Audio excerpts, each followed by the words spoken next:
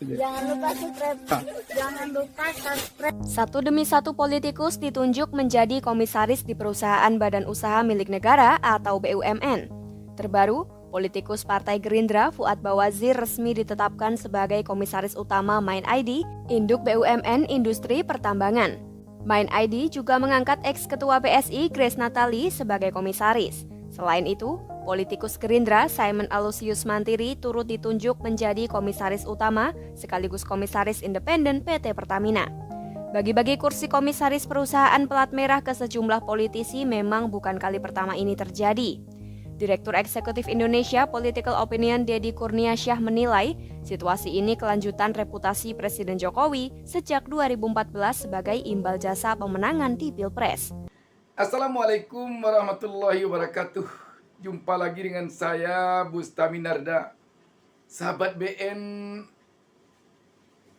melihat fenomena yang baru saja terjadi, bagi-bagi uang melalui pembagian jabatan komisaris yang telah terjadi sekarang ini, benar-benar ini memprihatinkan jika kita kaitkan dengan nasib rakyat sekarang ini yang dibebani oleh himpitan ekonomi yang begini berat, mulai dari himpitan ekonomi yang berat itu melalui harga kebutuhan pokok yang tidak stabil sampai kepada PHK yang begitu berjadi-jadi.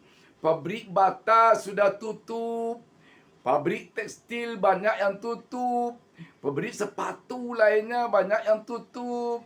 Semuanya itu adalah mengakibatkan PHK, dan PHK yang terjadi pada pabrik-pabrik yang tutup itu tidak ada sama sekali jaminannya pabrik baru tumbuh yang bagai cendawan tumbuh pula yang menunggunya untuk bekerja, tidak ada sama sekali. Sementara di sisi lain, para politisi kita termasuk dari kalangan anak muda yang kita harapkan dia punya jiwa idealisme yang tinggi, yang dianggap berjasa pada Pilpres kemarin di dalam memenangkan capres-cawapresnya di saat pemimpinnya akan berhenti dan pemimpin baru akan masuk, mempergunakan kesempatan untuk menempatkan orang-orang dekatnya menjadi komisaris pada berbagai tempat. Terjadi, sahabat BN, kalaulah boleh rakyat berbicara, ini apanya bagi kita yang kurang ini? Kalau undang-undangnya sudah bagus, semuanya kalau dilihat kepada undang-undang tidak ada yang salah itu. Semuanya sudah pas, more than baut. Sudah cocok menurut undang-undang, menurut peraturan. Apakah bisa dikatakan ini rasa malunya yang kurang? Malu kepada rakyatkah yang kurang? Tidak keingat kepada rakyat yang ketika Pilpres kemarin, ketika pemilu kemarin, mereka diberi beras 10 kilo melalui bansos. Sekarang beras 10 kilo itu tidak ada lagi tinggal. Mereka kembali merana. Sedangkan kita yang dipilihnya melalui beras 10 kilo itu minimal 5 tahun ke depan akan bisa menduduki singgasana pada berbagai level seperti level komisaris ini. Tidakkah kita malu rasanya dengan rakyat itu? Sekali lagi pertanyaannya, apakah ini rasa malunya bagi kita yang kurang? Sahabat BN, kalau kita perhatikan bagi-bagi komisaris seperti ini sungguhlah tidak elok di saat-saat kondisi negara seperti sekarang ini. Apalagi di saat-saat belum lagi presiden dan wakil presiden terpilih dilantik. Dan belum lagi presiden yang akan mengakhiri masa jabatannya ini berhenti mengakhiri masa jabatannya. Tidakkah kita akan ingat bahwa rakyat bisa jadi akan bertanya, apakah ini perebutan kesempatan antara presiden dan wakil presiden terpilih dengan presiden yang akan meninggalkan masa jabatannya? Kenapa kita tidak sebut wakil presiden yang akan meninggalkan masa jabatannya? Kita harus agaknya mengakui bahwa dalam hal ini Wapres Ma'ruf Amin tak tampak ikut campur dalam bagi-bagi komisaris ini. Tak tampak. Kalaupun ada, tapi tak tampak. Mudah-mudahan tidak ada Pak Kiai ini turut dalam bagi-bagi komisaris ini. Sahabat BN,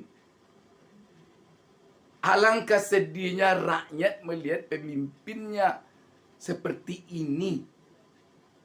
Alangkah sedihnya. Kalau dibawakan kepada undang-undang seperti dikatakan tadi, cocok semuanya. Pas semuanya. Kalau dikatakan ada politisi partai yang menjadi anggota komisaris, kalau rakyat mengatakan itu kan dari partai itu dulu, contoh si A ini dari partai PSI contohnya, si B ini dari partai Gerindra contohnya, bisa saja dikatakan dia sudah keluar dari partai. Keluar masuk dalam formalitas kan bisa saja. Bisa saja. Tapi kalau rasa malu ada, tentu kita malu bahwa masuk keluar kita dalam partai itu rakyat akan tahu saja permainan-permainan seperti itu. Apalah susahnya membuat SK keluar. Tapi yang keluar kertasnya, badannya dalam partai itu juga. Rakyat tahu itu, tahu. Masa sudah 79 tahun kita merdeka, kok masih juga bodoh, nggak tahu permainan pemimpinnya seperti ini, permainan elitnya seperti ini. Tak mungkinlah, sahabat BN. Bagaimana caranya kita lagi rakyat biasa ini mengetuk hati pemimpin kita kalau sudah begini? Menempatkan komisaris hanya didasari oleh kedekatan secara politis, hanya didasari karena balas budi. Sebab kemarin dia telah berjasa memenangkan kita. Hanya didasari karena dia itu suami saudara sepupu kita. Karena itu kerabat kita. Bukan full. Karena itu adalah kemampuan dia di sana. Bagaimana komisaris akan mengawasi, akan mengontrol jalannya perusahaan yang dipimpin oleh direktur dan direksinya ke bawah, kalau kualitas komisarisnya jauh dari kualitas direkturnya? Kita akui ada yang kualitasnya melampaui kualitas direktur.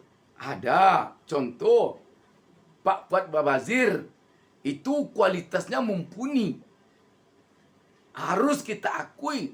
Tetapi apakah komisaris-komisaris yang ditempat-tempatkan sekarang itu sama atau lebih kualitasnya dari Fuad Bawazir?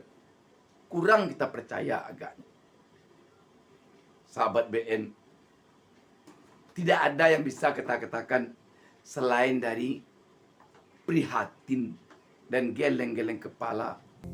Lantas, apa itu jabatan komisaris dan berapa besaran gajinya? Secara umum, komisaris adalah sekelompok orang yang memegang posisi tertinggi di sebuah perusahaan. Menurut Kamus Besar Bahasa Indonesia, Komisaris adalah orang yang ditunjuk oleh anggota untuk melakukan suatu tugas, terutama menjadi anggota pengurus perkumpulan, perusahaan, perseroan, dan sebagainya. Komisaris adalah jabatan yang dipilih untuk mengawasi seluruh kegiatan perusahaan, terutama yang berkaitan dengan kebijakan dan pengelolaan perusahaan. Mereka yang menjadi komisaris bukanlah orang sembarangan lantaran akan ikut andil dalam pencapaian perusahaan. Ia juga dapat mengganti pimpinan perusahaan jika dinilai tak dapat menjalankan tugasnya dengan baik. Jabatan komisaris diisi sekelompok orang yang disebut Dewan Komisaris dengan seorang komisaris utama sebagai pemimpinnya.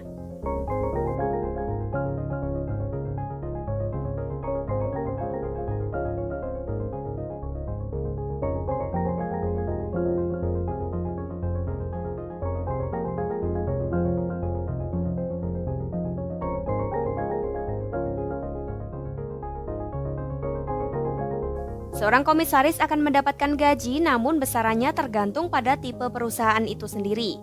Bab 3 Peraturan Menteri BUMN mengatur, komisaris utama akan mendapatkan gaji sekitar 45% dari gaji yang diperoleh direktur utamanya. Posisi wakil komisaris utama akan mendapatkan gaji sekitar 42,5% dari nominal penghasilan direktur utama. Sementara anggota Dewan Komisaris di perusahaan BUMN akan mendapat gaji sebesar 90% dari gaji komisaris utama.